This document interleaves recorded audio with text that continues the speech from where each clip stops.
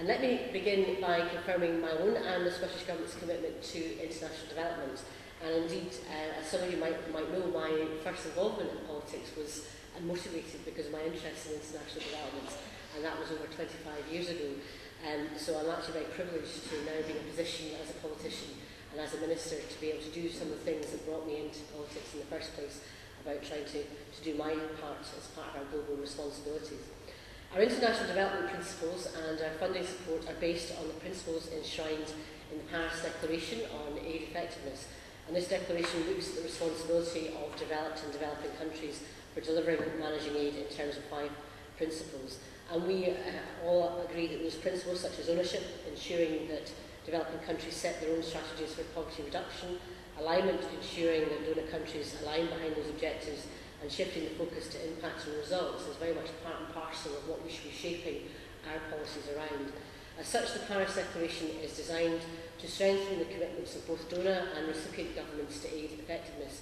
And we have used these principles when developing our refreshed international policy and also the criteria for our programme funding rounds.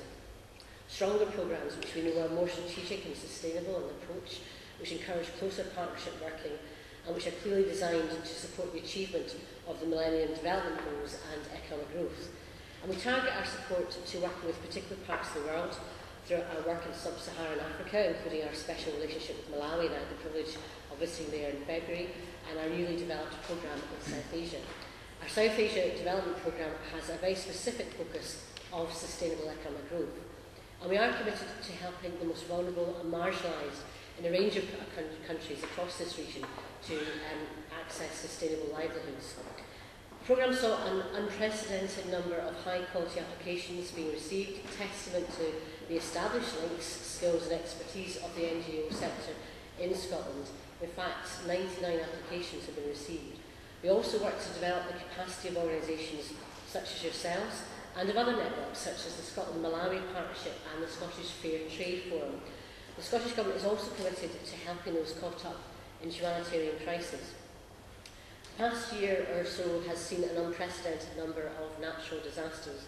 The earthquake in Haiti, the ongoing floods in Pakistan, terrible tragedies that have shattered many communities in those countries and have also affected many people here in Scotland. In response to the Pakistan crisis, the Scottish Government has made funding available from the International Development Fund to Scottish-based organisations working to alleviate the pain and suffering of those affected by the disaster, and indeed I'd like to pay tribute to my officials in the department for working extremely hard and making sure we could deliver what we're about to announce. Later this morning, the First Minister will be making an announcement on the outcomes of the funding round for the humanitarian crisis in Pakistan. Given the severity of the crisis, the Scottish Government has awarded humanitarian support of over £800,000. Now that's £300,000 more than the original £500,000 I was able to announce a few weeks ago. So this morning the First Minister will also outline details of how we will strengthen our collaboration with Pakistan as part of the Scottish Government's wider South Asia work, and we'll be publishing our Pakistan plan. We carry out our development work through our unique model of supporting NGOs based in Scotland to work in partnership with organisations across the developing world, and indeed in my discussion with other politicians in other countries and indeed with the European Union, they're very interested in the model that Scotland is developing. And one of the key objectives of our international development policy is to build capacity. We do this by supporting relationships and partnerships that capitalise on sharing ideas, understanding and knowledge.